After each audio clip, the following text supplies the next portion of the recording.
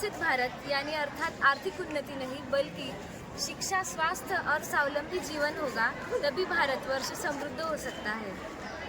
मैं SL माड़ी junior college arts and science की 12वीं की छात्रा हूँ।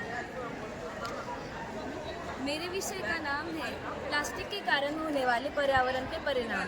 प्लास्टिक के जो उपयोग है हम हमारे दैनंदिन जीवन में बहुत ज़्यादा करते हैं और कई बार हम प्लास्टिक को जैसे कि जो नदी है या समुद्र में फेंक देते हैं, लेकिन उसके कारण जो पानी में रहने वाले जीव है वो उसे निगलते हैं या फिर उसमें अटक के उनकी जान चली जाती है।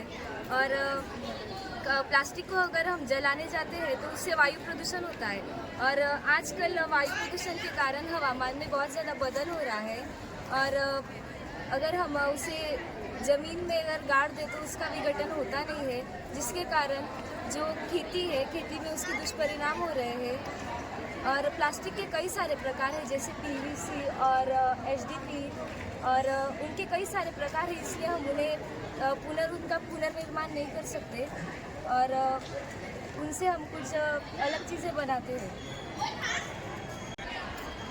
अगर हम प्लास्टिक का व्यवस्थापन ठीक से करेंगे और उसे अगर हम अच्छे से उसे रिसाइकल करके हम अगर उसका इस्तेमाल करेंगे तो हमारे पर्यावरण का बचाव हो सकता है और जिसके कारण हमारा भारत विकसित हो सकता है। धन्यवाद।